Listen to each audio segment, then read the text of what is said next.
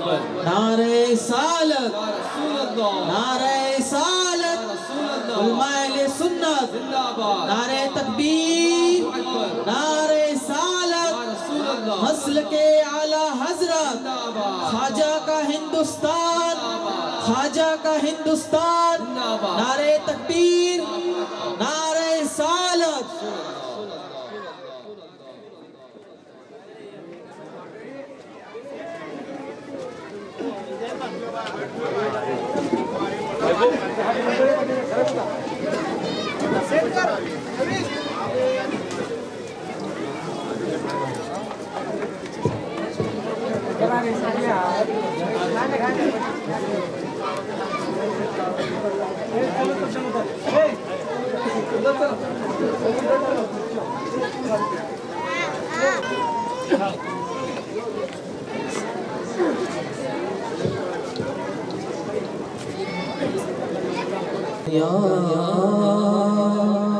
یا رسول اللہ وسلم علیک یا حبیب اللہ صلی اللہ علیک یا رسول اللہ وسلم علیک یا حبیب اللہ۔ نعرہ حیدری یا علی یا علی، نعرہ حیدری یا علی یا علی یا علی یا علی، جس کے ہاتھوں میں ہے ذوالفقار نبی، جس کے پہلو میں ہے باہوار نبی، دختر مصطفیٰ جس کی دلہن بنی، جس کے بیٹوں سے نسل نبی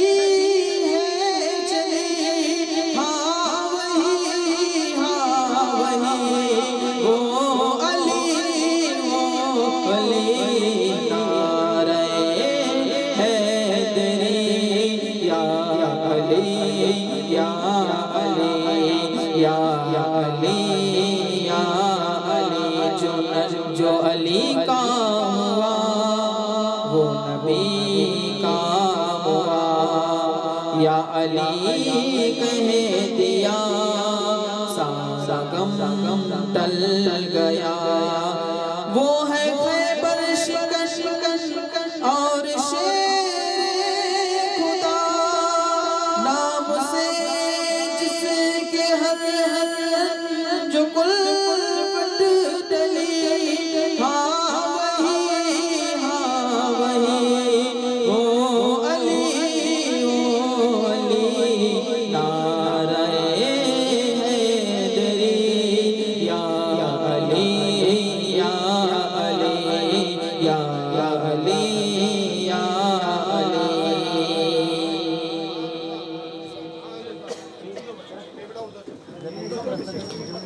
اب آئیے دستور کے مطابق حضرت کی بارگاہ میں گناہ عقیدت پیش کرنے کے لیے محمد خطال پٹھان صاحب وہ آئے حضرت کی گلپوشی اور جو ہمارے سروں کے تاج علماء کرام اسٹیج پر آ جائیں۔ نعرہ تکبیر، نعرہ رسالت، علماء اہل سنت، مسلک اعلی حضرت۔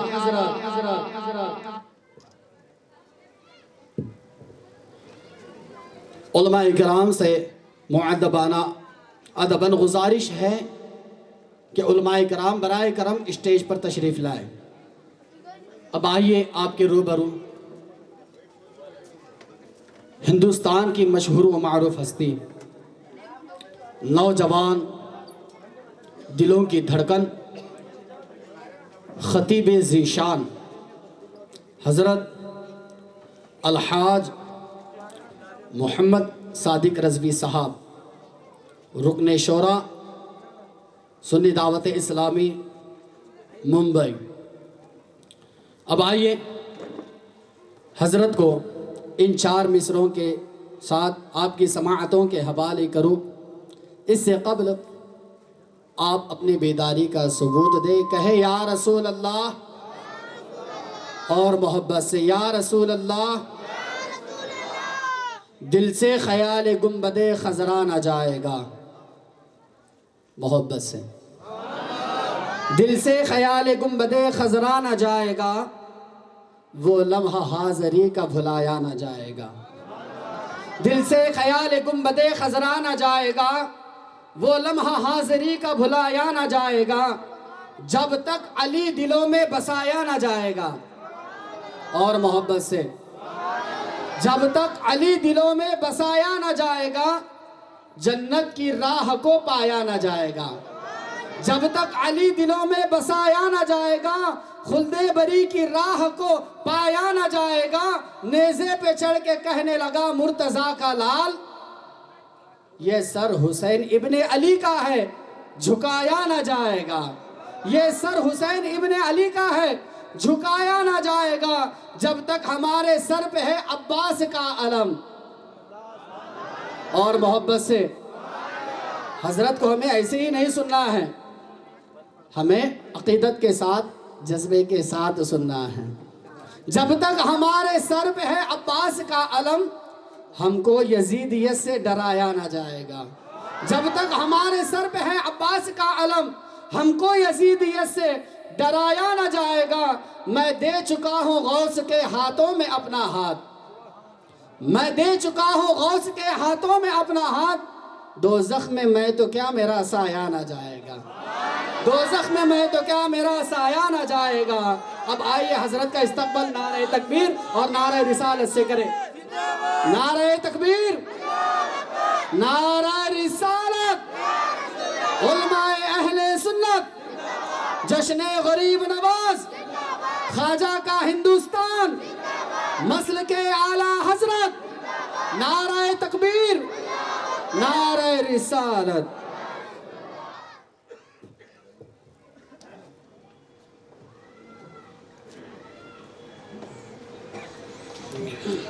السلام علیکم ورحمۃ اللہ وبرکاتہ۔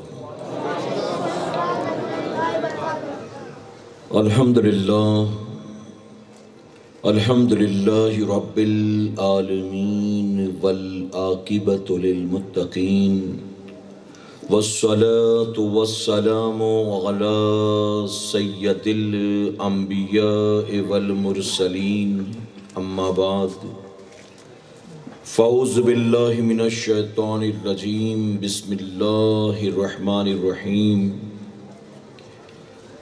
یا ایہا الذین آمنوا اتقوا اللہ وکونوا مع الصادقین، صدق اللہ مولانا العلی العظیم۔ باد توحید کے متوالو، شمع رسالت کے پروانوں،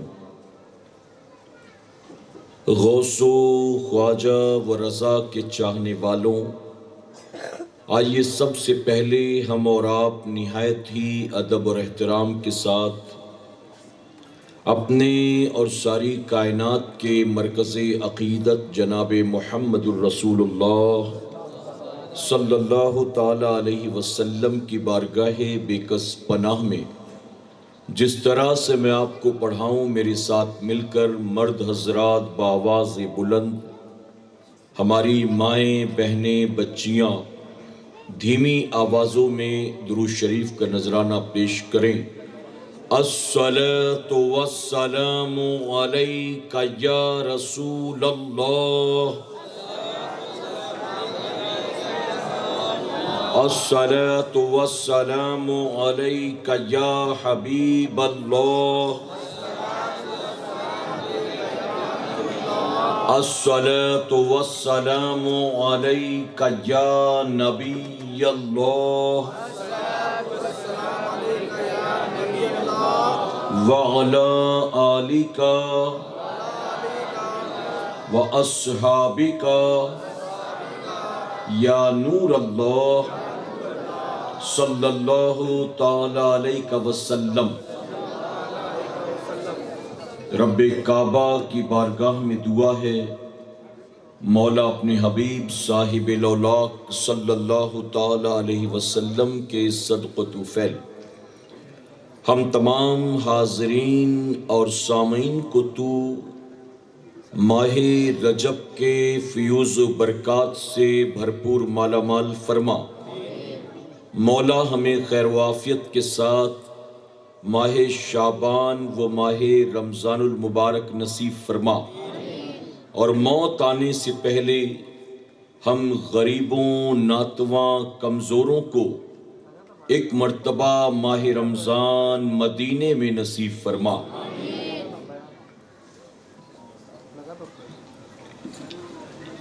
خواجہ ہند وہ دربار ہے اعلیٰ تیرا،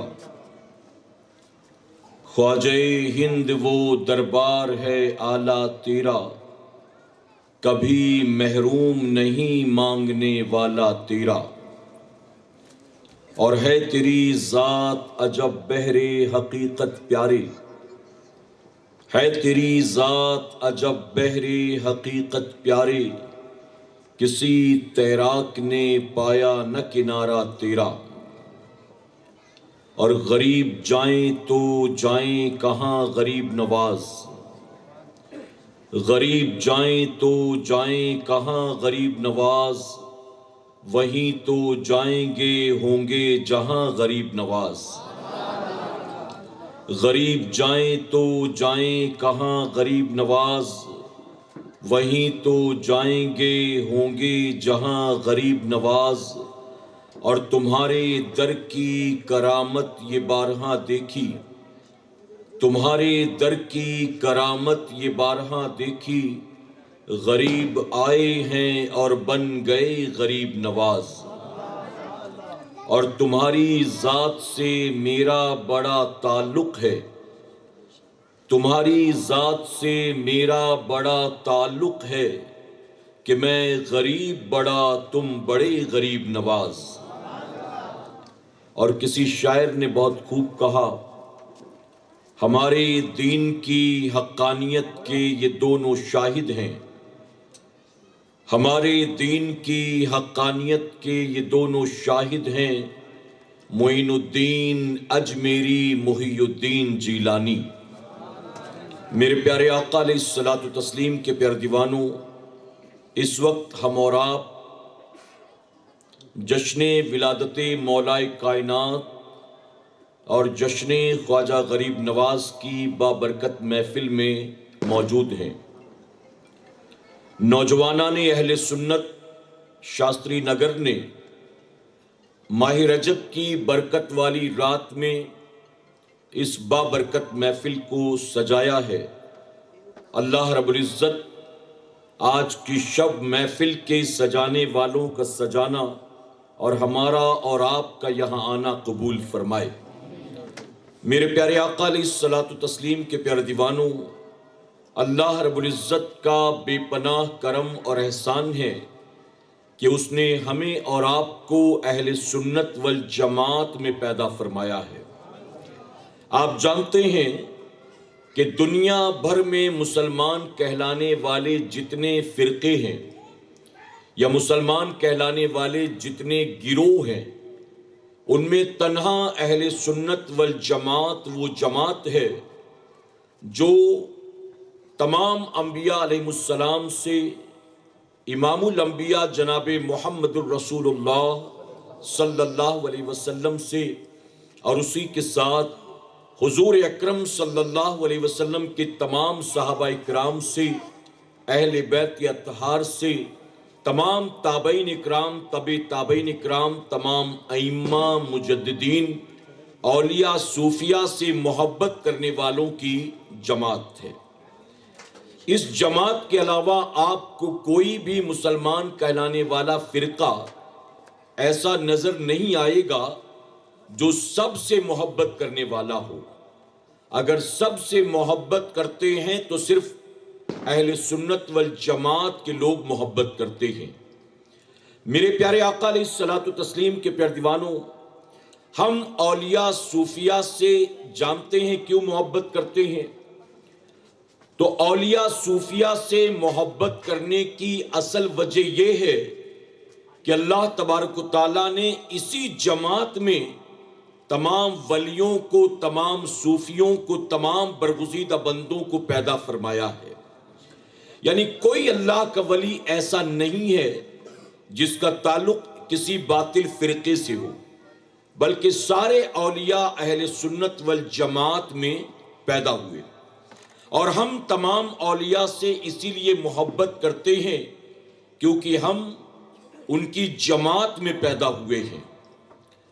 صوفیاء اکرام نے ایک بڑی پیاری بات کہی، فرماتے ہیں انبیاء کا ذکر کرنا یہ عبادت ہے، اور اولیاء کا ذکر کرنا یہ گناہوں کا کفارہ ہے۔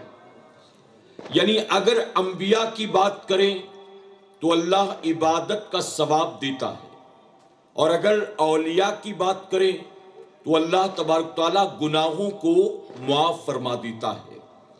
یعنی ہم حضور اکرم صلی اللہ علیہ وسلم کی 12ویں شریف مناتے ہیں تو حضور کی 12ویں منانے پر اللہ عبادت کا ثواب دیتا ہے، اور جب غوث پاک کی 11ویں مناتے ہیں تو غوث پاک کی 11ویں منانے کو اللہ گناہوں کا کفارہ بنا دیتا ہے۔ میرے پیارے آقا علیہ الصلوۃ والتسلیم کے پیارے دیوانوں، چونکہ مرد حضرات کے ساتھ ساتھ خواتین بھی یہاں موجود ہیں، تو میں ایک اہم بات آپ کو بتانا چاہتا ہوں کہ ہم اور آپ اہل سنت والجماعت سے تعلق رکھتے ہیں۔ آخر اس کی وجہ کیا ہے؟ تو اس کی سب سے بڑی وجہ یہ ہے کہ ہمارے باپ دادا پردادا یہ سب کے سب خوش عقیدہ سنی مسلمان تھے، تو چونکہ باپ دادا پردادا سب کے سب سنی تھے تو ہم بھی خوش عقیدہ سنی مسلمان ہیں، کہ الحمدللہ۔ اب فتنوں کے دور میں ہماری ذمہ داری بنتی ہے کہ جو مسلک، جو مذہب، جو عقیدہ باپ دادا کے ذریعے بحفاظت ہم تک پہنچا ہے، اسی مسلک، اسی مذہب، اسی عقیدے کو ہم بھی بحفاظت اپنے بعد آنے والی نسلوں تک منتقل کریں گے، کہ انشاءاللہ۔ اور اگر ہم نے اس ذمہ داری کو نہیں نبھایا، اگر ہم نے اس بات کی فکر نہیں کی، اگر ہم نے اس کے تعلق سے کوئی کوشش یا کوئی منصوبہ بندی نہیں کی، تو یاد رکھنا یہ وہی دور ہے کہ جس کی نشاندہی کرتے ہوئے حضور اکرم صلی اللہ علیہ وسلم نے 1450 سال پہلے فرمایا تھا کہ قیامت کی نشانیوں میں سے یہ بھی ایک نشانی ہوگی کہ آدمی صبح سو کر اٹھے گا، مسلمان ہوگا، اور رات ہوتے ہوتے اس کا ایمان نکل جائے گا اور اسے خبر بھی نہیں ہوگی۔ میرے آقا صلی اللہ علیہ وسلم نے فرمایا کہ تلوار کی تیز دھار پر چلنا آسان ہوگا، ایمان بچانا مشکل ہو جائے گا۔ ہتھیلی پر آگ کو لے کر چلنا آسان ہوگا، ایمان بچانا مشکل ہو جائے گا۔ میرے آقا صلی اللہ علیہ وسلم نے اگزامپلز دے کر، مثال دے کر بتایا، تلوار کی تیز دھار پر چلنا کوئی آسان کام نہیں ہے، ہتھیلی پر آگ کو لے کر چلنا کوئی آسان کام نہیں ہے، لیکن میرے آقا نے فرمایا کہ یہ کام تو ممکن ہوگا لیکن ایمان بچانا مشکل ہو جائے گا۔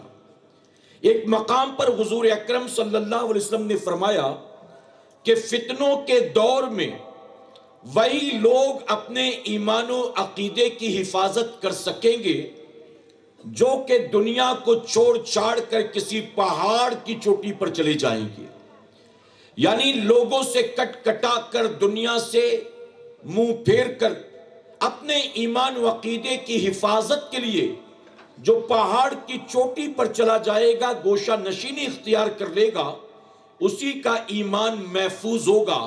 میرے پیارے آقا کے پیارے دیوانوں، اب اگر ہم دنیا سے کٹ کٹا کر ماں باپ کو، بیوی بچوں کو، روزی روزگار کو چھوڑ چھاڑ کر پہاڑ کی چوٹی پر نہیں جا سکتے تو کم سے کم ایمان و عقیدے کی حفاظت کے لیے ہم کچھ تو فکر کریں، کچھ تو کوشش کریں، کچھ تو اسٹریٹجی تیار کریں، کچھ تو پلان کریں۔ اور آپ جانتے ہیں اس کا سب سے آسان طریقہ یہ ہے، اگر اپنے اور اپنی آنے والی نسلوں کے ایمان و عقیدے کی حفاظت کرنا چاہتے ہیں تو اس وقت منبر رسول پر یہ جو علماء کی جماعت موجود ہے، ائمہ کی جماعت موجود ہے، حفاظ اکرام کی جماعت موجود ہے، آپ ان سے اپنے آپ کو وابستہ کر لیں۔ جو علماء کے دامن سے وابستہ ہو جائے گا، جو اہل سنت کے علماء کے دامن کو تھام لے گا، اس کے بھی ایمان و عقیدے کی حفاظت ہو جائے گی، اور اس کے بعد آنے والی نسلوں کے بھی ایمان و عقیدے کی حفاظت ہو جائے گی۔ اور اگر دنیا سے محبت کی اور دین سے غافل رہا، دین سے دور بھاگتا رہا، علماء سے چہرے کو پھیر کر بھاگتا رہا، تو جانتے نتیجہ کیا ہوگا؟ ملفوظات غریب نواز میں آتا ہے، چونکہ غریب نواز کے نام پر محفل سجی ہے، ملفوظات غریب نواز میں آتا ہے کہ ایک نوجوان تھا جو نماز پنجگانہ بجماعت ادا کرتا تھا، لیکن اس کے اندر ایک خرابی تھی، اور خرابی یہ تھی کہ وہ علماء سے بغض رکھتا تھا، علماء سے نفرت کرتا تھا۔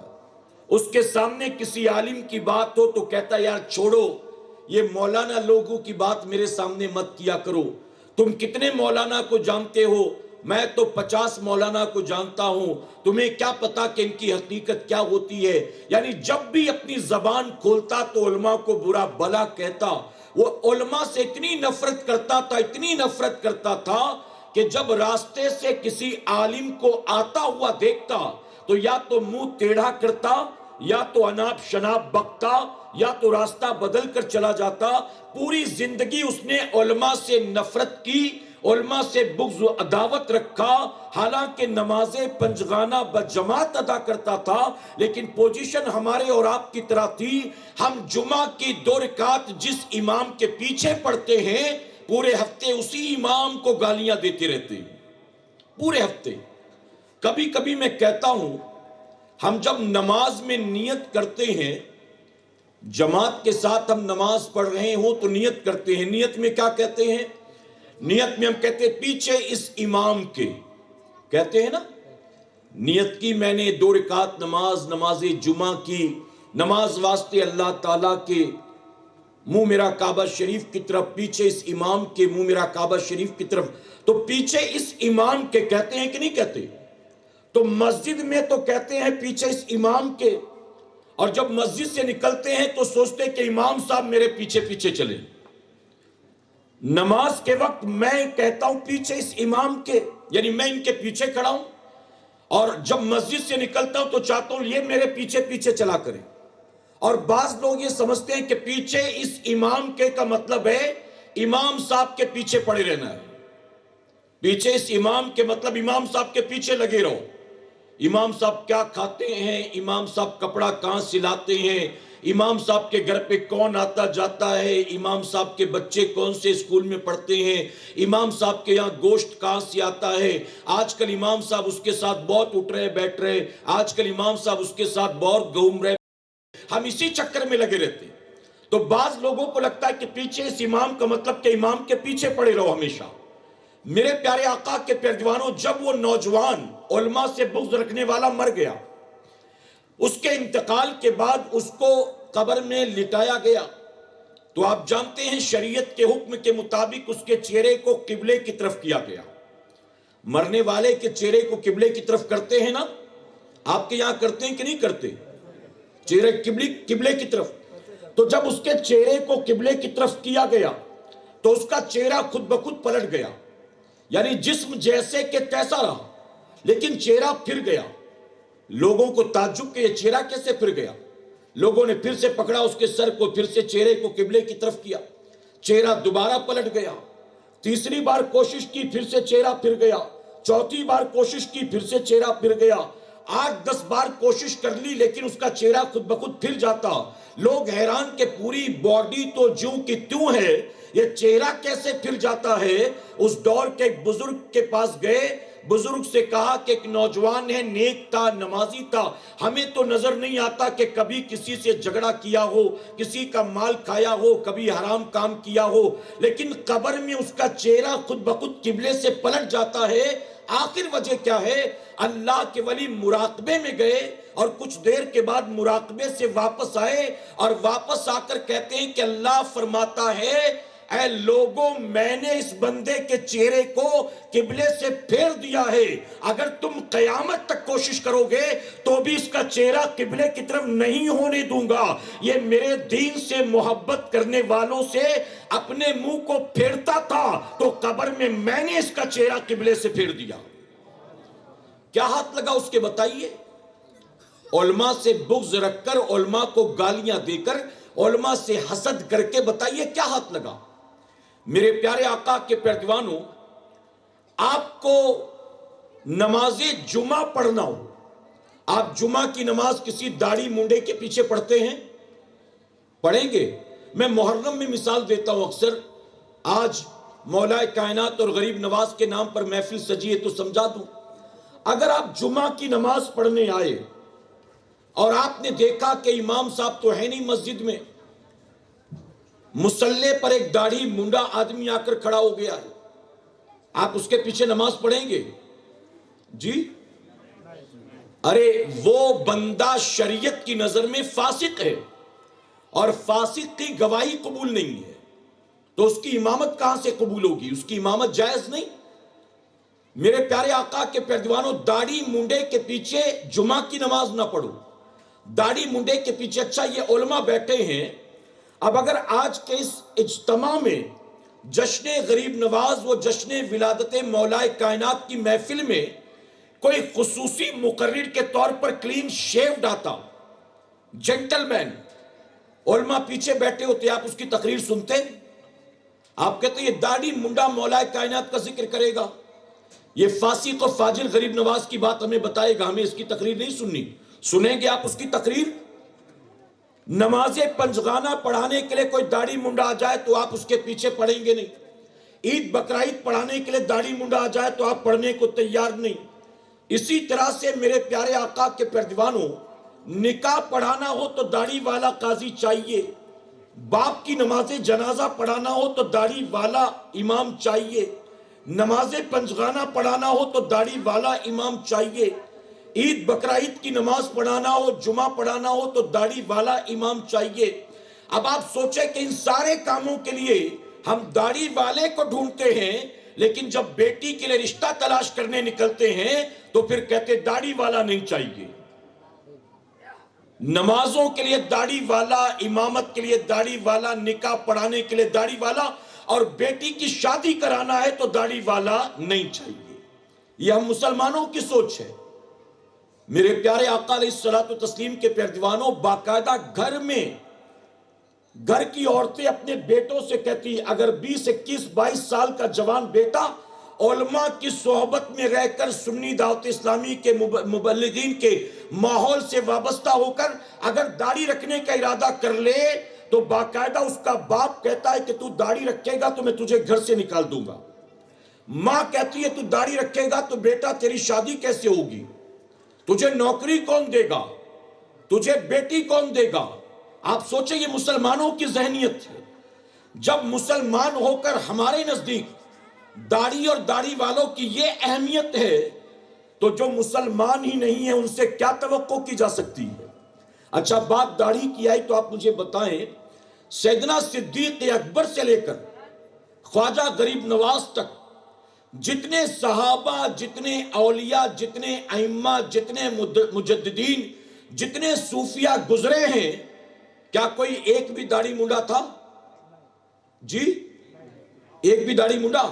اچھا جتنے ولیوں کے نام آپ جانتے ہیں, بندہ نواز ہوں, محبوب الہی ہوں, چاہے خواجہ بختیار کاکی ہوں, بابا فرید گنج شکر ہوں, اعلیٰ حضرت عظیم البرکت ہوں, جتنوں کے نام آپ جانتے ہیں یا جتنے بزرگوں کو آپ نے دیکھا ہے, ایک بھی داڑھی منڈا تھا؟ ایک بھی داڑھی منڈا؟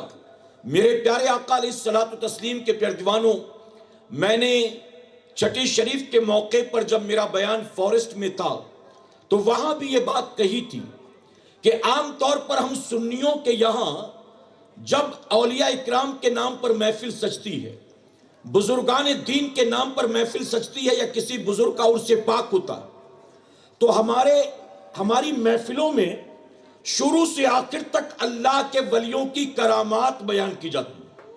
اور جب کرامات بیان کرتے ہیں تو ہوتا کیا ہے؟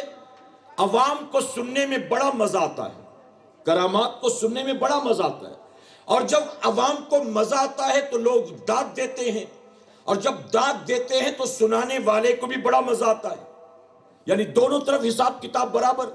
لیکن میرے پیارے آقا کے پیارے دیوانوں، میں علماء کی موجودگی میں وہاں بھی ایک بات کہہ چکا تھا اور یہاں بھی ایک بات کہوں گا، بلکہ ہندوستان میں جہاں کہیں عرس پاک کے موقع پر یا جشن غریب نواز کی محفل میں جاتا ہوں، یہ بات بار بار کہتا ہوں کہ موجودہ دور میں قوم مسلم کے حالات دیکھ کر ہمیں یہ کہنا پڑتا ہے اب اولیاء اکرام کے کرامات کو بیان کرنے کا وقت نہیں رہا، اب اولیاء اکرام کے تعلیمات کو بیان کرنے کا وقت آ گیا۔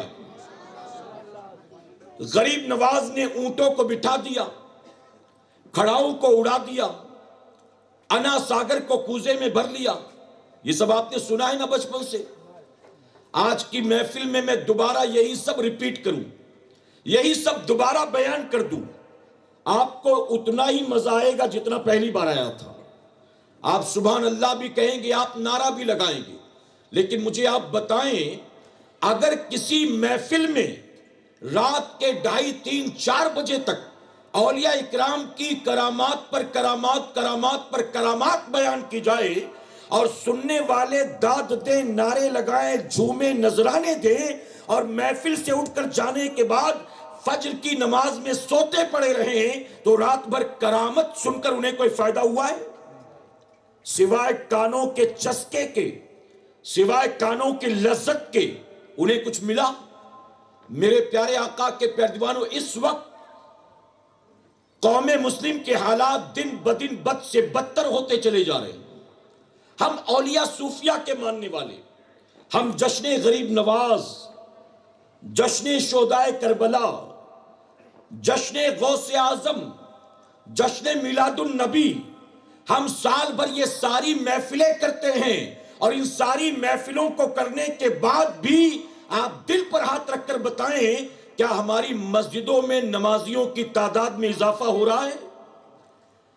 اگر ایک محفل میں 10 آدمی نمازی بن گئے ہوتے، ایک محفل میں 10 آدمی نمازی بن جاتے، تو اتنے سالوں سے ہم سنیوں کے یہاں محفلیں ہو رہی ہیں، آج ہماری مسجدوں میں ہر نماز میں اتنی ہی بھیڑ ہوتی جتنی بھیڑ نماز جمعہ میں ہوا کرتی ہے۔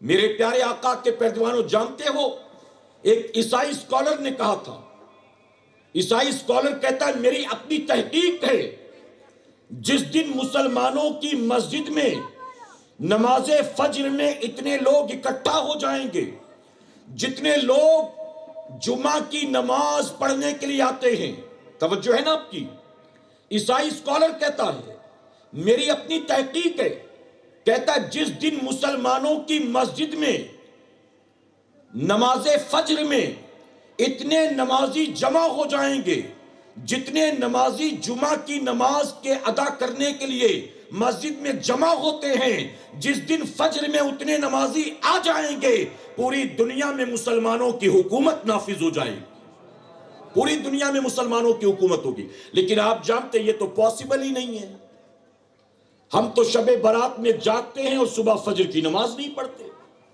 ہم تو شب معراج میں بھی جاگ لیتے ہیں اور صبح نماز فجر نہیں پڑھتے، ہم میلاد پاک کا جلوس نکالنے کے لیے رات بھر گلی سجاتے ہیں، لائٹیں، جھنڈے، جھاڑو، جھانکیاں سب کرتے ہیں، لیکن نماز فجر میں مسجد میں نظر نہیں آتے۔ ہم غوث اعظم کے نام پر جب جلوس نکلتا ہے تو 4-5 گھنٹے پیدل چلنے کو تیار ہیں، لیکن نماز فجر ادا کرنے کو تیار نہیں ہیں۔ میرے پیارے آقا کے پیروانوں، چھٹی شریف منانے کے لیے دھکے کھا کر وداؤٹ ریزرویشن ٹرین میں گھنٹوں کھڑے رہ کر غریب نواز کی بارگاہ میں حاضری دینے کو تیار ہے، لیکن اجمیر پہنچ کر بھی نماز پڑھنے کو تیار نہیں ہے۔ اللہ ایسی قوم کو عزت دے گا، اللہ ایسی قوم کو کامیابی دے گا، اللہ ایسی قوم کو سربلندی اور وقار عطا کرے گا۔ میرے پیارے آقا کے پیروانوں، غریب نواز ہندوستان تشریف لائے تو اجمیر شریف آنے کے بعد جو کچھ بھی معاملات ہوئے آپ نے سنا ہوگا۔ غریب نواز نے یہ نہیں کہا پہلے میرے لیے ایک مکان بنا دو، میں ٹھہروں گا کہاں، میرے لیے کہیں گھر کا پہلے انتظام نہیں۔ غریب نواز پیڑ کے نیچے بیٹھے، اور وہ بھی کون سا پیڑ جہاں جانور باندھے جاتے تھے۔ غریب نواز وہاں بیٹھے، اٹھا دیا گیا۔ کوئی کٹیا، کوئی مکان، کوئی محل اپنے لیے نہیں بنایا، بلکہ درختوں کے سائے میں بیٹھ کر دین کی تبلیغ کرتے رہے، اور تبلیغ کرتے کرتے کرتے کرتے نتیجہ یہ ہوا کہ لوگ دھیرے دھیرے اسلام سے وابستہ ہوئے، تعداد بڑھتی گئی۔ اور غریب نواز نے اسلام کیسے پھیلایا؟ غریب نواز نے راشن دلا کر اسلام نہیں پھیلایا، غریب نواز نے آدھار کارڈ بنوا کر اسلام نہیں پھیلایا، غریب نواز نے کسی کی شادی کرا کے، کسی کو آٹو دلا کے، کسی کو بریانی کھلا کے اسلام نہیں پھیلایا۔ غریب نواز نے اسلام پھیلایا ہے تو اپنے اخلاق و کردار کی بنیاد اسلام پھیلایا ہے۔ بلکہ آپ کی سیرت کی کتابوں میں آتا ہے شہاب الدین غوری نے آپ سے پہلے ہندوستان پر حملہ کیا، کئی بار حملہ کر کے شکست کھایا۔ غریب نواز حضور اکرم صلی اللہ علیہ وسلم کے حکم پر ہندوستان تشریف لا رہے تھے۔ شہاب الدین غوری کا لشکر یہاں سے ہار کر واپس جا رہا تھا۔ سرحد پر مسلمان فوجیوں کی ملاقات چند داڑھی والوں سے ہو گئی، ٹوپی والوں سے ہو گئی، جبہ و دستار والوں سے ہو گئی۔ تو مسلمان فوجیوں نے مسلمانوں کو دیکھا تو دیکھنے کے بعد روکا، اور روک کر کہا کہ یہ وقت صحیح نہیں ہے ہندوستان جانے کا، اس کی وجہ کہ ہم ہتھیار لے کر آئے تھے، فوج لے کر آئے تھے، اسلحے لے کر آئے تھے، لیکن ہم نے شکست کھائی، ہم واپس جا رہے ہیں جان بچا کر۔ ایسے میں ہندوستانی لوگ مسلمانوں سے چڑے ہوئے ہیں، اگر تم جاؤ گے ہو سکتا ہے کہ ہماری وجہ سے تم پر خطرہ آ جائے، ہو سکتا ہے کہ ہمارا بدلہ وہ تم سے لے لے، اس لیے یہ صحیح ٹائم نہیں ہے انڈیا جانے کا، ہمارے ساتھ واپس چلو، ہم بہت جلد ایک بہت بڑا لشکر لے کر دوبارہ پلٹیں گے، ہندوستان پر حملہ کریں گے، اس وقت ہمارے ساتھ آنا، ابھی جاؤ گے تو جان سے ہاتھ دھو بیٹھو گے، ہمارے ساتھ واپس چلو۔ جب شہاب الدین غوری کے لشکر والوں نے غریب نواز سے کہا جان کو خطرے میں نہ ڈالو، ہمارے ساتھ واپس چلو، ہم بعد میں فوج لے کے لوٹیں گے تو ہمارے ساتھ واپس آنا، تو غریب نواز نے تاریخی جملہ کہا تھا، غریب نواز نے کہا تھا شہاب الدین غوری کے لشکر والوں، تم ہندوستان پر حکومت تلوار کے زور پر کرنے گئے تھے، معین الدین اپنے ساتھ تلوار لے کر نہیں جا رہا ہے، معین الدین اپنے ساتھ رسول اللہ کا دیا ہوا کردار لے کر جا رہا ہے۔ غریب نواز نے کسی کو دھمکا کر، کسی کو کچھ دلا کر، کسی کو بہلا فسلا کر، کسی کو ڈرا کر مسلمان نہیں بنایا۔ غریب نواز تو بیٹھے اللہ اللہ کرتے رہے، کوئی بھوکا آتا تو غریب نواز اپنے حصے کا اسے کھلا دیتی تھی، کوئی برہنہ آتا تو اپنی چادر نکال کر اسے اڑا دیتی تھی۔ غریب نواز کی بارگاہ میں لوگ آنے لگے، آ کر دعاؤں کی درخواست کرنے لگے، اپنی پریشانی مصیبت و بلا بیان کرنے لگے، اپنی حاجتیں لا کر غریب نواز کے سامنے پیش کرنے لگے۔ اور غریب نواز تبلیغ دین کے مقصد سے آئے تھے، پیری مریدی کرنے نہیں آئے تھے، کسی مرید کے یہاں دعوت کھانے نہیں آئے تھے، کسی کا نکاح پڑھانے نہیں آئے تھے، کسی جلسے میں تقریر کرنے نہیں آئے تھے۔ اے مسلمانوں، غریب نواز اپنا سب کچھ چھوڑ چھاڑ کر ہند کی سرزمین پر رسول اللہ کے حکم پر اسلام کا پرچم لہرانے کے لیے آئے تھے۔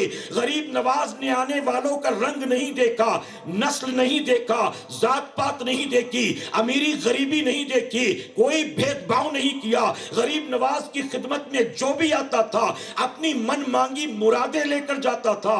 آخرکار لوگ آتے رہے آپ کی بارگاہ میں، آ کر کہتے رہے کہ حضور بیٹی بیمار تھی، ہم سے جو بن پڑا ہم نے کیا، ہم نے چڑھاوے بھی چڑھا دیے، ہم نے منتیں بھی مانگ لی، ہم نے پھیرے بھی لگا لیے، ہم نے گھنٹے بھی بجا لیے، ہمارا کام نہیں بنا، لیکن آپ نے بس دعا کی اور کام بن گیا. آخر ایسا کیا ہے آپ کی بات میں اور ہماری بات میں؟ ہم 1000 بار کہتے ہیں تو کام نہیں بنتے، آپ ایک بار کہتے ہیں تو کام بن جاتا ہے. تو غریب نواز نے یہ نہیں کہا میرے مرید بن جاؤ تو بتاؤں گا، شاگرد بن جاؤ تو بتاؤں گا. غریب نواز فرماتے ہیں اگر تم چاہتے ہو کہ تمہاری زبان سے نکلنے والا جملہ بھی قبول ہو جائے، تمہاری زبان سے نکلنے والی بات بھی پوری ہو جائے، تو جو کلمہ میں پڑھاتا ہوں وہ کلمہ تم پڑھ لو، پھر دیکھنا وہی تاثیر تمہاری زبان میں بھی ہوگی، تمہارا اخلاق بھی سنور جائے گا، تمہاری آخرت بھی سنور جائے گی. لوگوں نے کہا ہم تو پتہ نہیں کس کس کو مانتے ہیں، تو بتا کہ کس کو مانتا ہے. تو غریب نواز نے کہا تم نے ہر طاقتور کو خدا بنا لیا، تم نے ہر حاجت پوری کرنے والے کو خدا بنا لیا، تمہیں جو فائدہ پہنچا سکتا اس کو تم نے خدا بنا لیا. تم نے سورج کو خدا بنایا، چاند کو خدا بنایا، صحرا کو خدا بنایا، درختوں کو خدا بنایا. جس سے تمہاری ضرورتیں پوری ہوتی ہیں یا جس سے تم ڈرتے ہو، تم نے ہر فائدہ پہنچانے والی شے کو یا ہر ڈرانے والی شے کو، ہر نقصان پہنچانے والی شے کو اپنا خدا بنا لیا. لیکن سنو، میں معین الدین چشتی، میں ان تمام چیزوں کو خدا نہیں مانتا. ان ساری چیزوں کو جو پیدا کرنے والا ہے میں اس اللہ کو اپنا رب مانتا ہوں. کہا کس کو مانتے ہو؟ تو غریب نواز نے کلمہ پڑھایا ہے، غریب نواز نے مسلمان بنایا ہے. اور تاریخ شاہد ہے، جوگی جے پال آیا تو کس کا آدمی تھا، واپس گیا تو کیا بن کر گیا ہے. اے سرکار مدینہ علیہ الصلوۃ والتسلیم کے پیروانوں، لوگ آتے تھے جادو کا زور دکھانے کے لیے، لوگ آتے تھے فوج و لشکر دکھانے کے لیے، لوگ آتے تھے ڈرانے دھمکانے کے لیے، لیکن غریب نواز اللہ اس کے رسول کی ذات پر بھروسہ کر کے، اللہ تبارک تعالیٰ کی ذات پر بھروسہ کر کے اطمینان کے ساتھ بیٹھے تھے. اور اللہ تبارک تعالیٰ نے ان کو وہ کامیابی عطا کی، اللہ نے ان کو وہ عزت عطا کی. آنے والا دشمن ہوتا تھا اور پلٹ کر جاتا تھا تو غریب نواز کے اخلاق و کردار کی بنیاد آپ کا عاشق اور مسلمان بن کر جاتا تھا. میرے پیارے آقا کے پیروانوں، دھیرے دھیرے مسلمانوں کی تعداد بڑھنے لگی. اب غریب نواز نے دیکھا کہ مسلمانوں کو نماز پڑھنے کے لیے ایک مسجد کی ضرورت ہے. آپ نے مریدین سے مشورہ کیا ہم ایک مسجد کی تعمیر کا کام شروع کریں گے. تو جو لوگ کلمہ پڑھ کر مسلمان بنے تھے انہوں نے کہا کہ دن کے اجالے میں یہ کام ممکن نہیں ہے، اگر دن کے اجالے میں کریں گے تو بادشاہ کرنے نہیں دے گا، ہم یہ کام رات کے اندھیرے میں کریں گے. آپ نے فرمایا کوئی بات نہیں. اب رات کے اندھیرے میں چراغ جلا کر غریب نواز کے مریدین جو ہے مسجد کی تعمیر کا کام کرتے تھے. رات آتی جب اجمیر والے سو جاتے تھے تو غریب نواز کے مریدین جو ہیں وہ مسجد کے تعمیر کے کام میں لگ جاتے تھے. 1 دن 2 دن 3 دن 4 دن آہستہ آہستہ لوگوں کو پتا چل گیا یہ کوئی عمارت تعمیر کر رہے ہیں، لگتا ہے کوئی مرکز بنا رہے ہیں. میرے پیارے آقا علیہ الصلوۃ والتسلیم کے پیروانوں، اب بادشاہ کی جانب سے بازار میں منادی کرا دی گئی مسلمانوں کے ہاتھ کوئی تیل نہیں بیچے گا، اگر تیل نہیں دو گے تو چراغ جلے گا نہیں، چراغ جلے گا نہیں تو مسجد بنے گی نہیں. اب چاروں طرف اعلان کر دیا گیا اگر کسی نے مسلمانوں کے ہاتھ تیل بیچا تو اس کی خیر نہیں ہے. اب تمام دکاندار ڈر جاتے ہیں، جب مسلمان جاتے ہیں تیل لینے کے لیے تو کوئی بھی تیل دینے کو تیار نہیں تھا. مسلمان آخرکار پریشان ہو کر غریب نواز کی بارگاہ میں آتے ہیں، آ کر کہتے ہیں کہ حضور دکانداروں نے ہمیں تیل دینے سے منع کر دیا. وہ کہتے ہیں کہ ہمیں تمہارے ہاتھ بیچنے سے کوئی تکلیف نہیں ہے،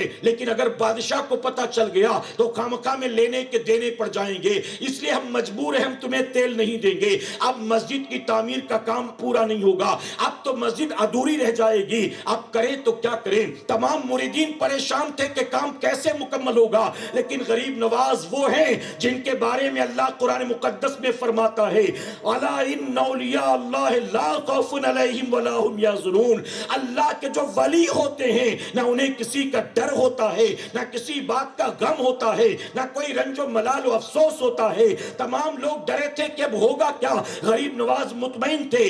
آپ نے کہا مسجد تو بن کر رہے گی، پریشان ہونے کی کوئی ضرورت نہیں ہے، اندھیرے میں مسجد کیسے تعمیر کریں گے؟ غریب نواز فرماتے ہیں کہ جب میں مغرب کے وقت وضو کرنے کے لیے بیٹھوں تو میرے وضو کے پانی کو برتن میں جمع کر لینا، اور پھر میرے وضو کے بچے پانی کو، میرے وضو کے گرے پانی کو چراغوں میں ڈال دینا، اور جب اندھیرا ہو تو چراغوں کو جلا دینا۔ غریب نواز کے مرید جانتے تھے یہ کہنے والا کوئی دنیا کا معمولی انسان نہیں ہے، یہ وہ کہہ رہی ہیں جن کی زبان کے بارے میں اللہ فرماتا ہے میں اپنے ولی کی زبان بن جایا کرتا ہوں۔ کہنا ولی کا ہوتا ہے، کرنا میرے رب کا ہوتا ہے۔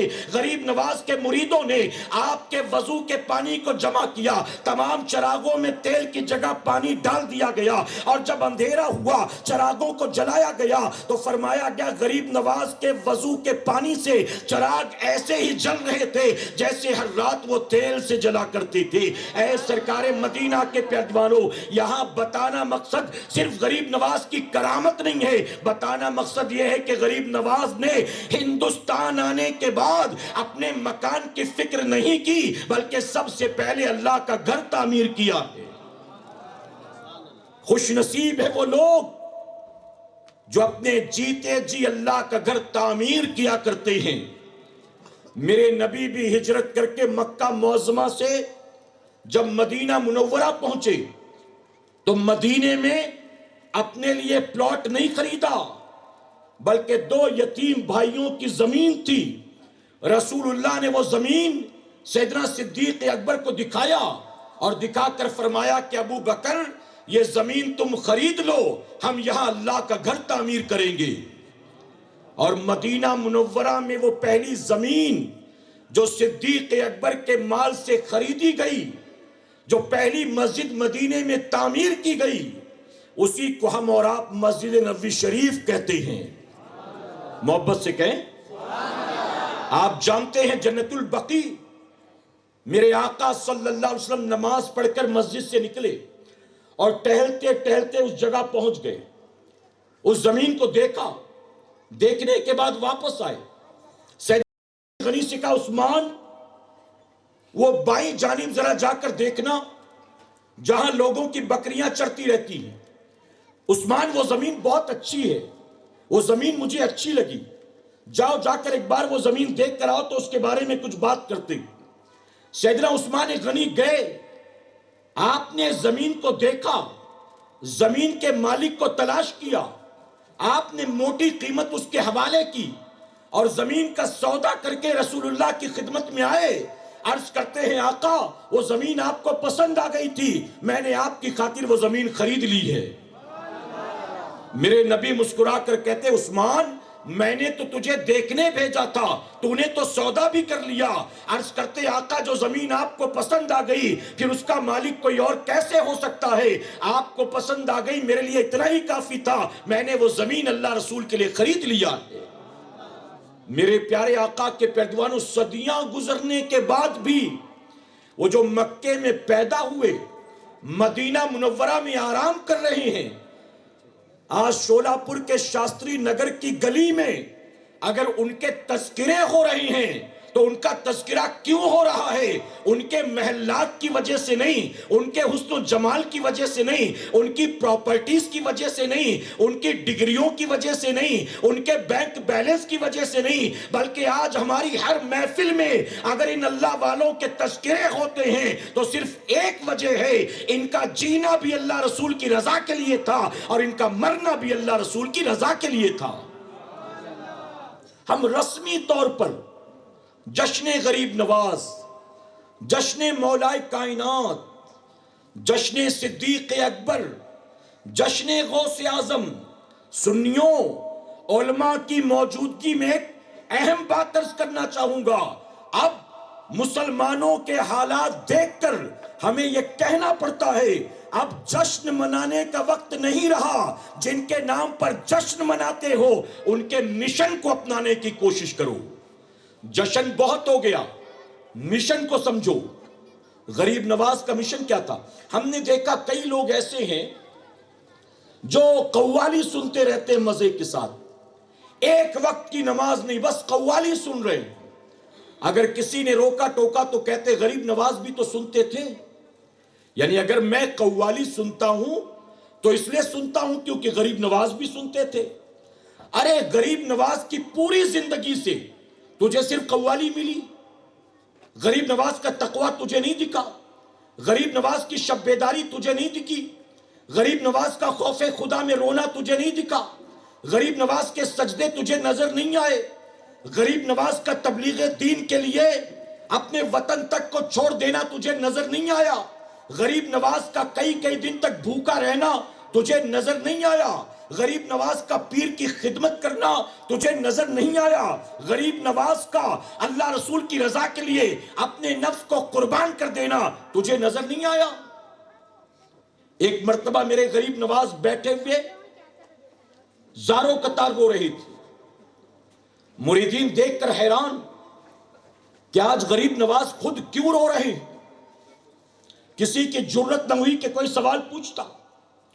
کچھ دیر کے بعد جب خاموش ہوئے، کچھ سکون ہوا، تو ہمت کر کے پوچھنے والے مریدوں نے پوچھا کہ حضور آج آپ اتنا رو رہے، رونے کی وجہ کیا؟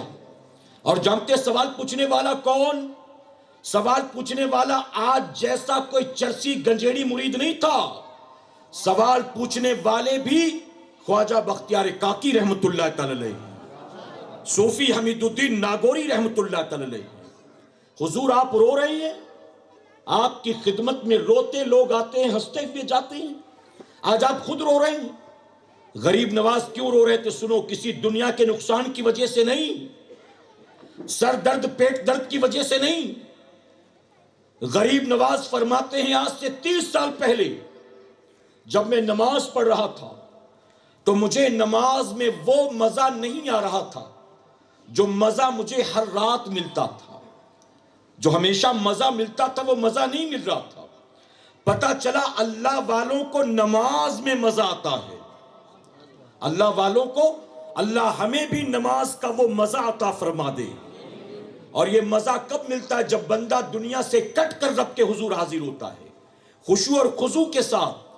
یہ نہیں کہ کھڑا ہے نماز میں اور دکان کا حساب بھی کر رہا ہے، کھڑا ہے نماز میں اور دل موبائل میں لگا ہوا ہے۔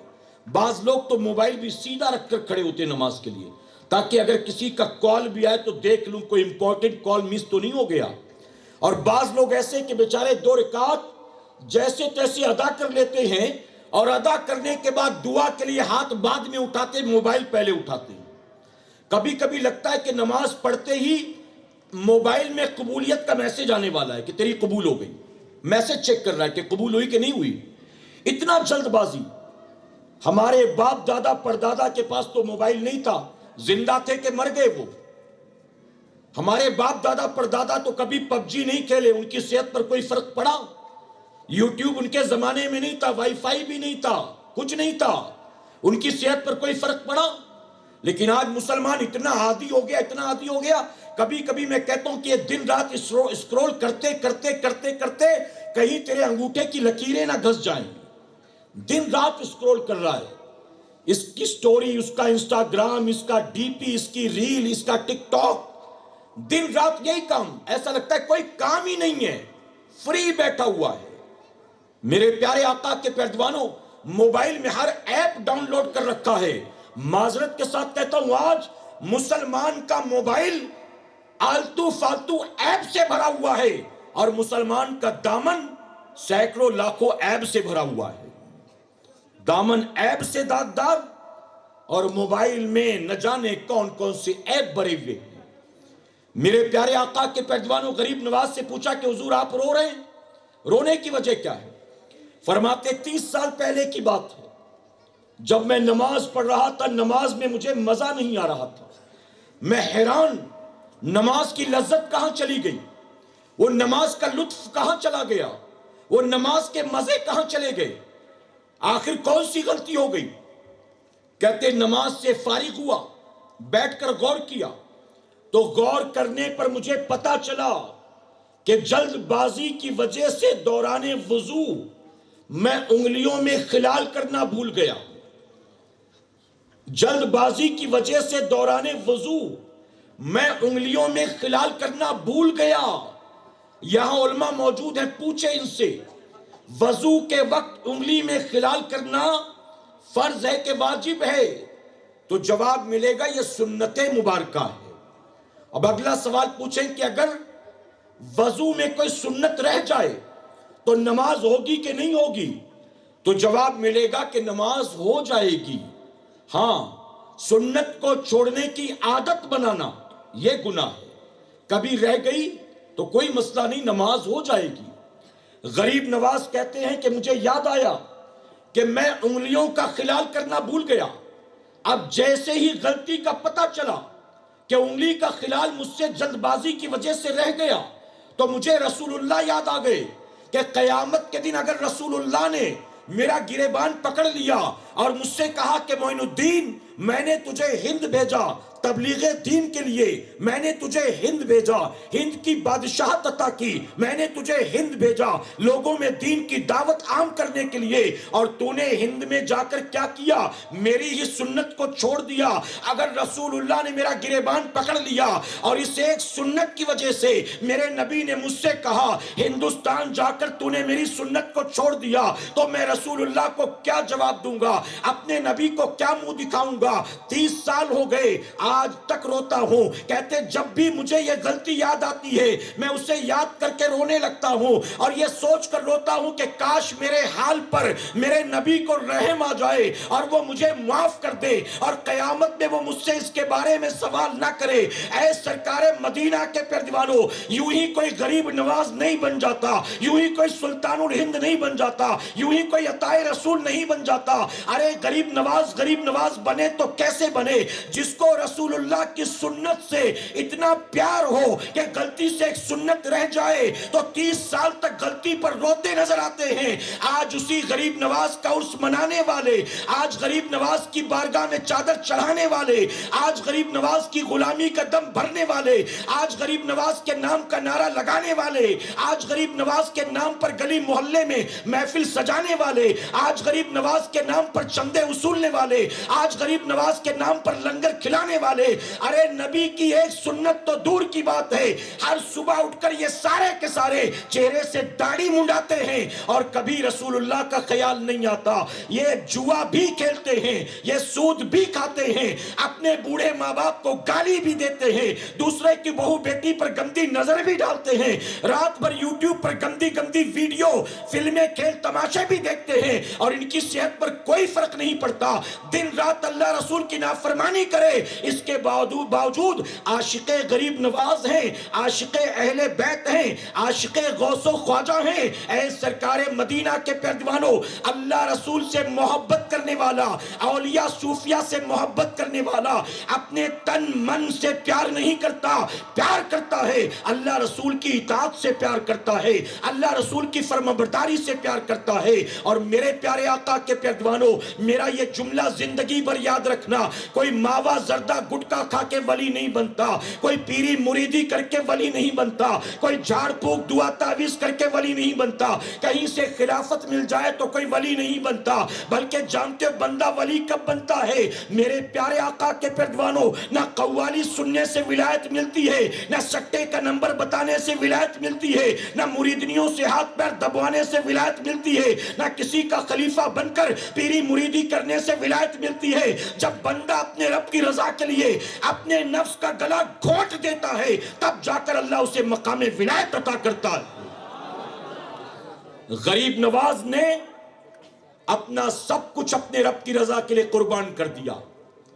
ہم غریب نواز کے چاہنے والے فجر میں پیر پسارے سوئے پڑے رہیں، اذان مغرب ہو اذان عشاء ہو اور کان پر جو تک نہ رہیں گے. ہم کس بات کے عاشق غریب نواز ہیں؟ کس بات کے؟ میرے پیارے آقا کے پیروانوں، میں نے اجمیر شریف میں دیکھا زائرین غریب نواز کی بارگاہ میں دور دراز سے آتے ہیں حاضری دینے، اپنی حیثیت اور اوقات اور شعور کے مطابق جو بن پڑتا ہے وہاں آ کر کرتے ہیں، لیکن اجمیر پہنچ کر بھی نماز کی پابندی نہیں کرتے.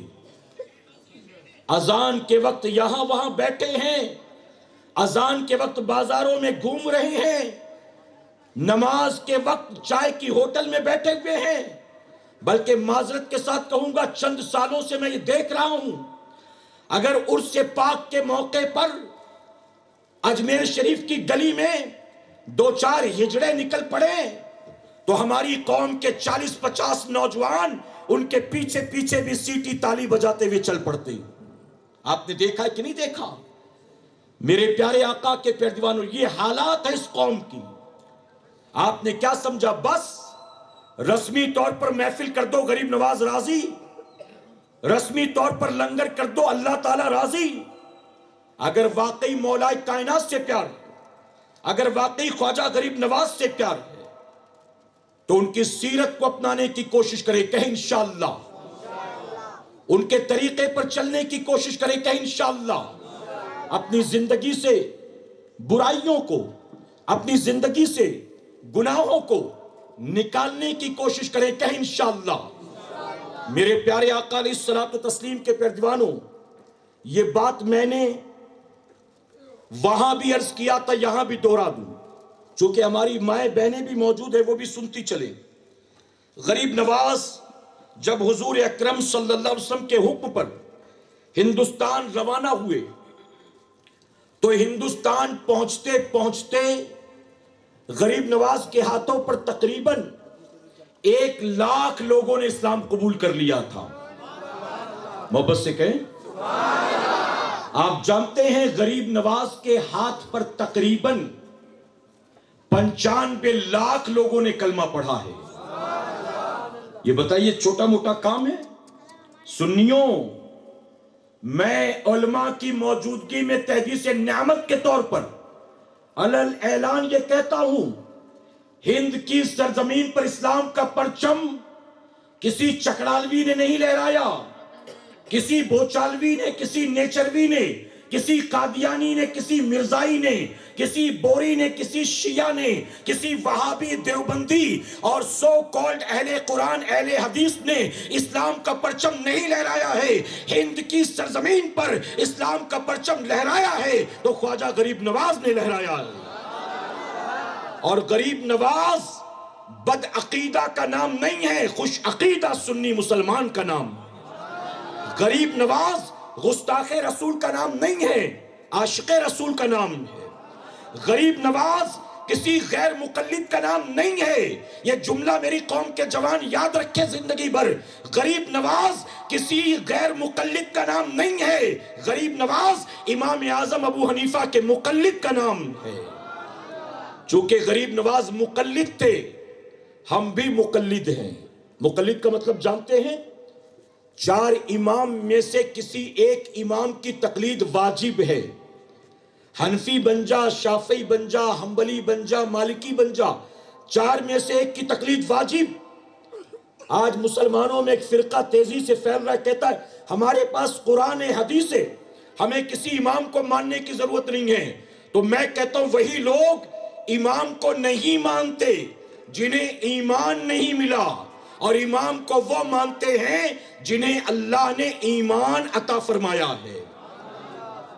جنہیں غریب نواز سے ایمان ملا انہیں غریب نواز سے امام بھی ملا، اور جنہیں ایمان ہی نہیں ملا ان کو امام ملے گا؟ جی میرے پیارے آقا علیہ الصلوۃ والتسلیم کے پیارے دیوانوں، تو غریب نواز جب آئے 1 لاکھ لوگوں نے کلمہ پڑھ لیا۔ ابھی سرحد میں داخل ہونے سے پہلے اپنی والدہ کو خط لکھا۔ یہاں میں بتا دوں کہ اس روایت میں اختلاف بھی ہے، جیسے 13 رجب مولا کائنات کی تاریخ ولادت ہے، لیکن اس میں بھی اختلاف ہے۔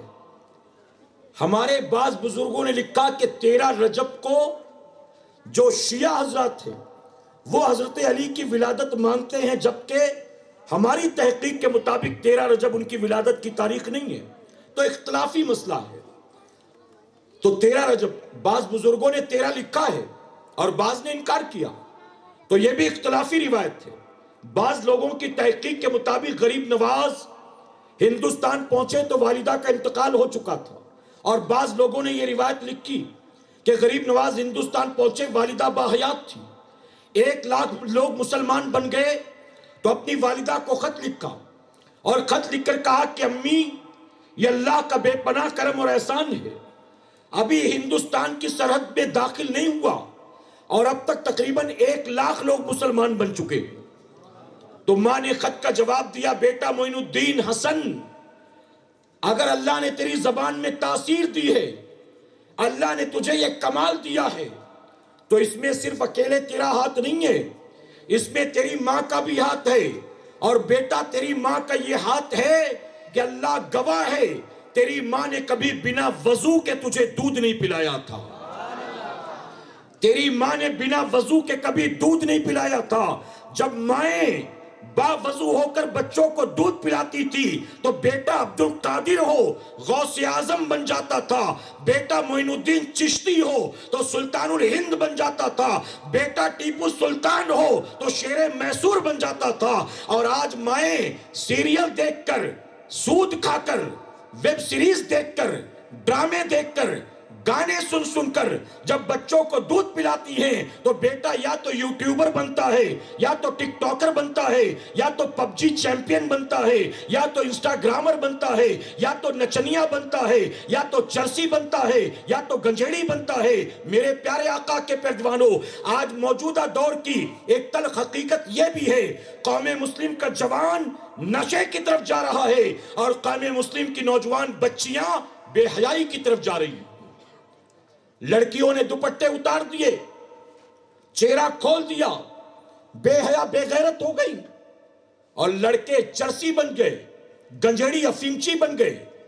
کل تک بے نمازی ہونے کا رونا تھا، کل تک ماں باپ کی نافرمانی کا رونا تھا، اب ماں باپ کی نافرمانی کا رونا نہیں ہے، شرابی بننے کا رونا ہے، چرسی گنجیڑی افیمچی بننے کا رونا ہے۔ کل تک ہمارے پاس والدین آ کر اپنے جوان بیٹوں کی شکایت کرتے تھے، بیٹا باپ کی بات نہیں مانتا، بیٹا ماں کی عزت نہیں کرتا۔ کل تک والدین ہمارے پاس آ کر اپنے جوان بیٹوں کی شکایت کرتے تھے، لیکن اب تو مسلمان اتنی ترقی کر گیا، اتنی ترقی کر گیا، اب تو 16 17 18 سال کی جوان بچیاں اپنے ماں باپ کو خون کے آنسو رلایا کرتی ہیں۔ وجہ کیا ہے؟ میں نے مسلمانوں کے علاقے میں دیکھا، بات اپنی مکمل کرتا ہوں، اجازت ہے آپ کی؟ میں نے مسلمانوں کے علاقے میں دیکھا، جہاں میں رہتا ہوں اس علاقے میں بھی، اور ممبئی کے اکثر مسلم پاکٹ ایریا میں سونار کی دکانیں زیادہ نظر آتی ہیں۔ میں نے دکاندار سے جا کر پوچھا، ریسیشن چل رہا ہے، مہنگائی چل رہی ہے، مسلمان پریشان ہے بچے کی فیس کے لیے، بجلی کے بل کے لیے، دوا علاج کے لیے، بیٹی کی شادی کے لیے، گھر کے کرائے کے لیے، اور تم نے مسلمانوں کے محلے میں اپنی دکان کھولی ہے؟ کیا مسلمان روزانہ سونا چاندی خریدتا ہے؟ یہاں دکان کھول کر تمہیں فائدہ کیا ہوگا؟ تو جواب دیتے ہیں کہ مسلمان روزانہ ہم سے آ کر سونا چاندی نہیں خریدتا، سونا بیچ کر ہمارا دھندا نہیں چلتا، بلکہ مسلمان ہر دوسرے دن اپنے گھر کا سونا ہمارے پاس گروی رکھنے آتا ہے، اور اسی گروی کے پیسے سے ہماری دکان چلتی ہے۔ معمولی ضروریات کے لیے بھی آج مسلمان بھاگ کر پہنچ جاتے دکان پر، اور وہاں پہنچ کر اپنا زیور رکھ دیتے ہیں۔ میں نے کرناٹک میں یہ بیماری دیکھا، بہت تیزی سے پھیل رہی ہے، اور شاید آپ کے یہاں بھی ہو۔ مسلم محلوں کو ٹارگٹ کر کے باقاعدہ وہاں پر آفیسز کھولی جاتی ہیں، گولڈ لون یا چٹ فنڈ ٹائپ منی سیونگ اسکیمز کے تھرو الگ الگ ناموں سے، الگ الگ مارکیٹنگ کے اعتبار سے دفتر کھولے جاتے ہیں۔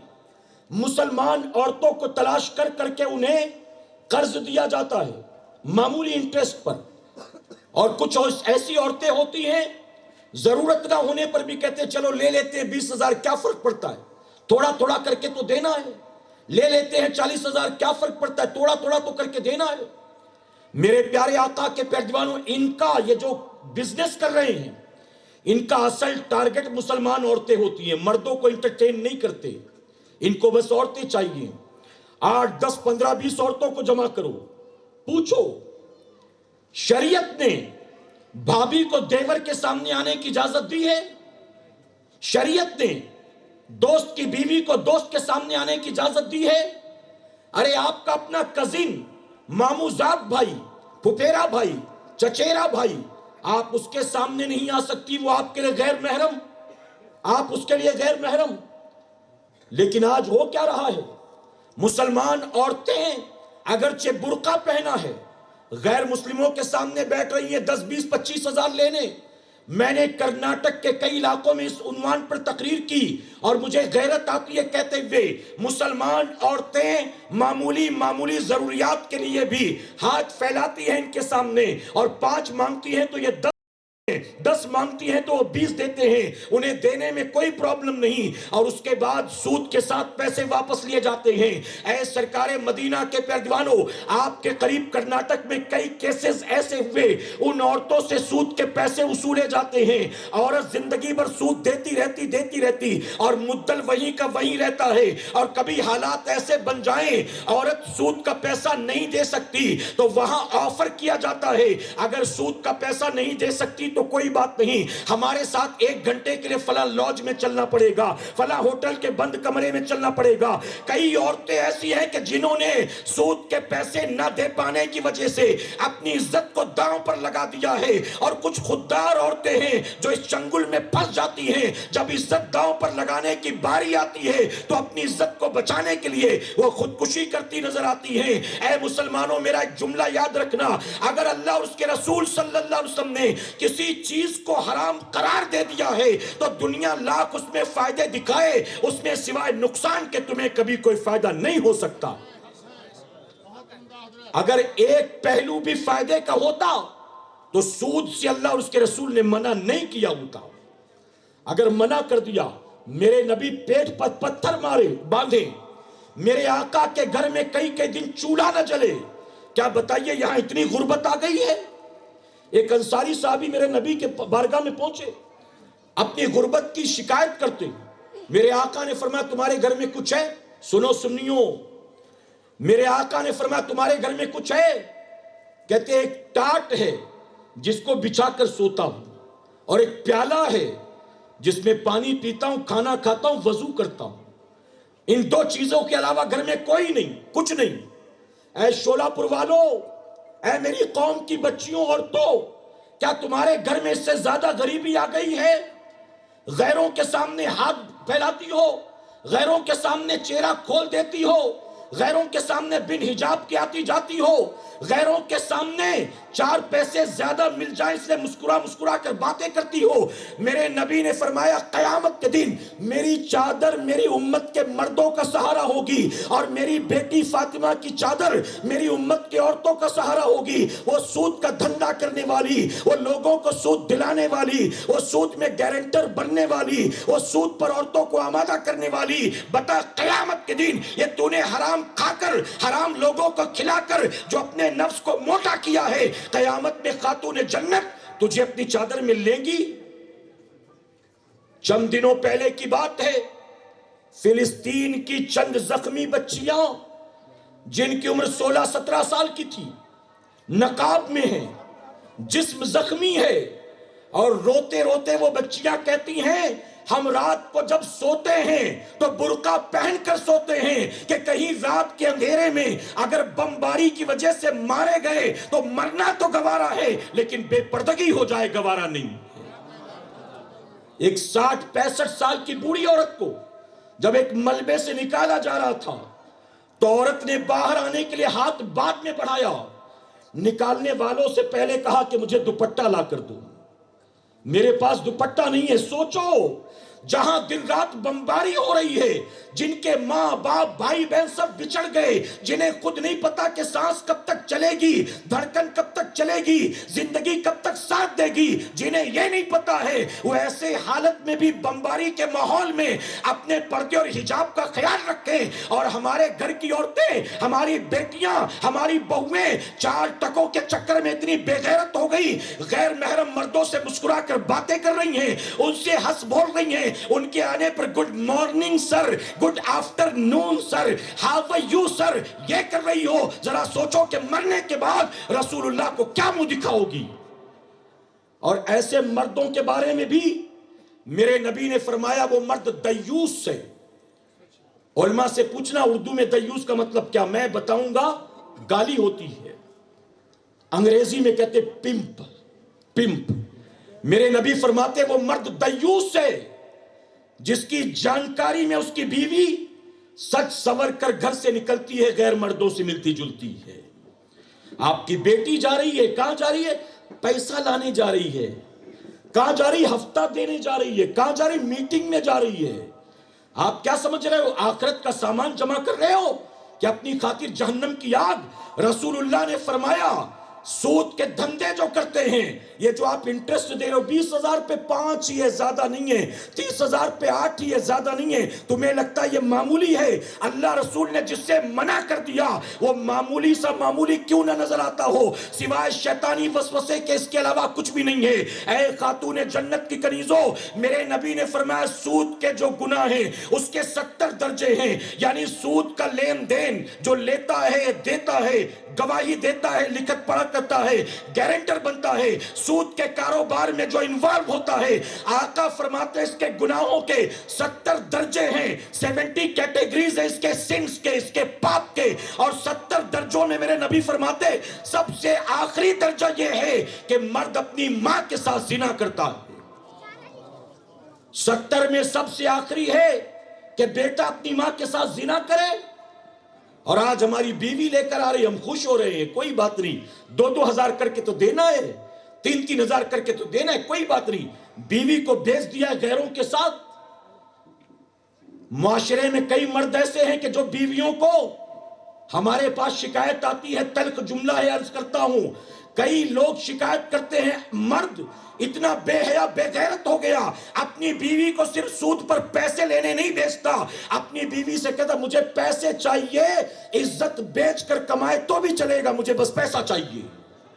آپ سوچیں کہ اس گھر کا انجام کیا ہوگا، اس کی اولاد کا انجام کیا ہوگا۔ اپنے آپ کو بچاؤ۔ اگر غریب نواز سے پیار ہے، مولا کائنات سے پیار ہے، اہل بیت اطہار سے پیار ہے، تو طے کر لو کہ اپنی زندگی سے، اپنے معاشرے سے ان ساری برائیوں کا خاتمہ کریں گے، کہ انشاءاللہ۔ اللہ اپنے محبوب پاک کے صدقے ہمیں آپ کو سب کو کہنے سننے سے زیادہ عمل کرنے کی توفیق عطا فرمائے۔ درمیان گفتگو مجھ سے جانے انجانے میں کوئی غلطی خامی رہ گئی، آپ سب کو اور بالخصوص علماء اکرام کو گواہ بنا کر سچے دل سے توبہ کرتا ہوں۔ رب میری توبہ قبول فرمائے اور ہماری اس محفل پاک کو میرا کریم قیامت میں ہم سب کے لیے، ہمارے والدین کے لیے بخشش اور نجات کا سبب بنائے۔ وما علینا الا البلاغ۔ میرے پیارے آقا کے پیردیوانوں، آج کی محفل جشن ولادت مولا کائنات کے نام پر تھی، لیکن مولا کائنات کا تذکرہ زیادہ نہ ہو سکا، زندگی رہی تو پھر کبھی انشاءاللہ۔ آپ سے گزارش ہے، چونکہ آپ نے پہلے بھی سنا، مجھے بار بار چٹھی لکھ کر دی گئی یہ اعلان کرنے کے لیے کہ آپ کی خاطر لنگر غریب نواز کا بھی اہتمام کیا گیا ہے، تو آپ لنگر کھا کر جائیں گے۔ دیکھیے یہ کتنی خوشی کی بات ہے، 13 تاریخ جو دن میں گزری یہ مولا کائنات کے ولادت کی تاریخ ہے، اور جو مغرب کے بعد 14 تاریخ لگی، یہ 14 تاریخ غریب نواز کے ولادت کی تاریخ ہے۔ رجب کی 6 آپ کی وصال کی تاریخ ہے، اور ماہ رجب کی 14 آپ کے ولادت کی تاریخ ہے، ٹھیک ہے؟ تو غریب نواز کی ولادت کی تاریخ شروع ہو گئی، تو غریب نواز کا لنگر آپ کھا کر جائیں گے، کہ انشاءاللہ۔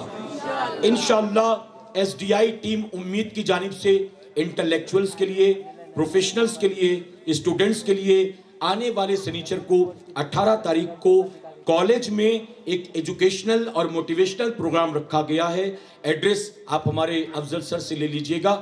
گزارش ہے 18 تاریخ کو اپنے گھر کے وہ بچے جو 8th 9th 10th 11th 12th میں پڑھتے ہیں، کالج اسٹوڈنٹس ہیں، کہیں یونیورسٹی میں پڑھ رہے ہیں، کوئی ڈگری ڈپلومہ نیٹ وغیرہ کر رہے ہیں، ضرور اس پروگرام میں آنے کی کوشش کریں۔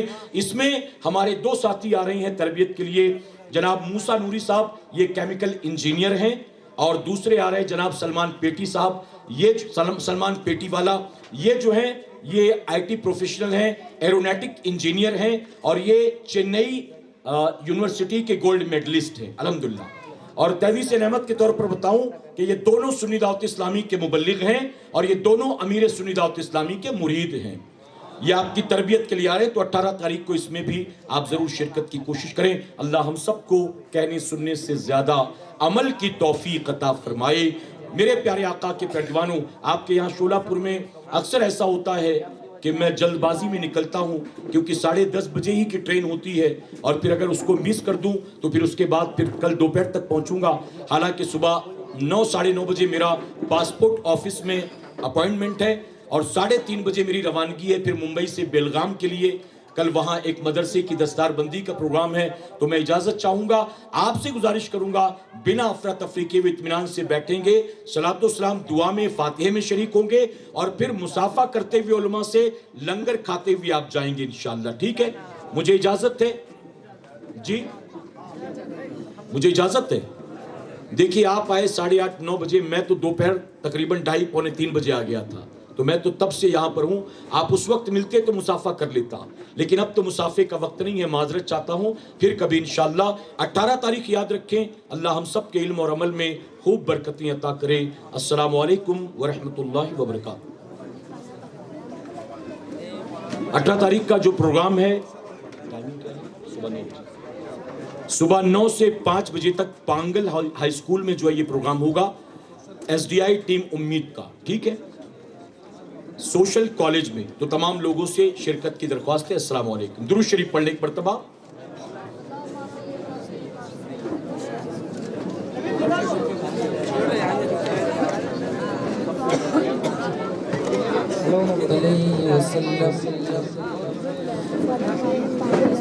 مصطفیٰ جانے رحمت پیلا کو سلام، شمع بز میں ہدایت پیلا کو سلام. مصطفیٰ جانے رحمت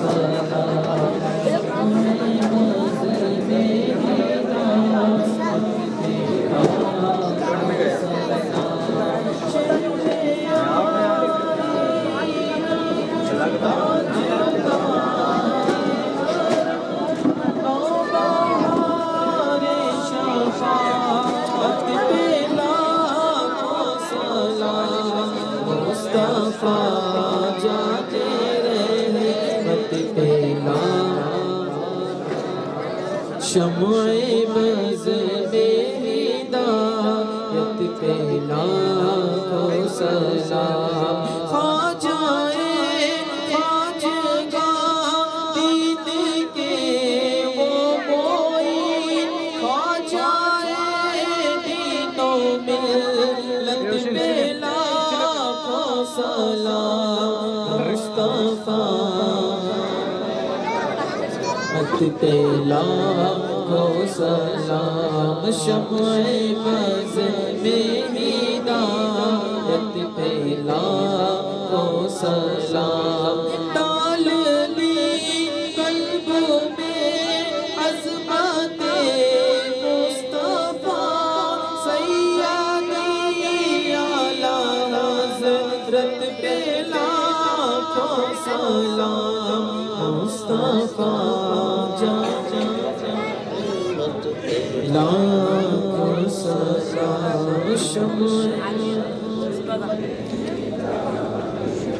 الصلاة والسلام عليك يا رسول الله، الصلاة والسلام عليك يا نبي الله، الصلاة والسلام عليك يا حبيب الله، وعلى آلك وأصحابك يا رسول الله صلى الله تعالى عليه وسلم. ربنا تقبل منا الفاتحة.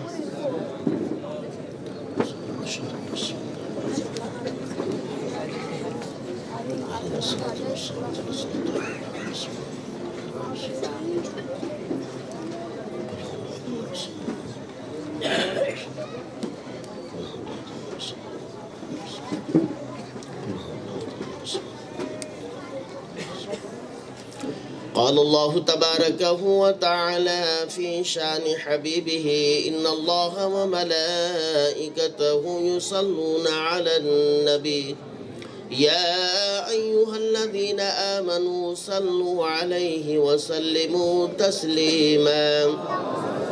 اللهم صل على سيدنا شفينا وحبيبنا ومولانا محمد وبارك سلم صلوا عليه صلاة وسلام عليك يا رسول الله.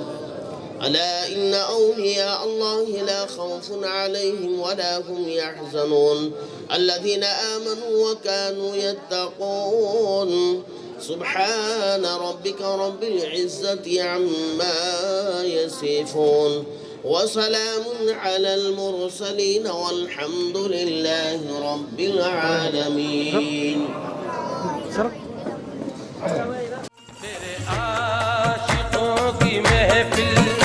تیرے دم سے ہی سجی ہے، تیرے عاشقوں کی محفل تیرے دم سے ہی سجی ہے، تیرے عاشقوں کی محفل تیرے دم سے ہی سجی ہے، تیرے عاشقوں کی محفل تیرے دم سے ہی سجی ہے،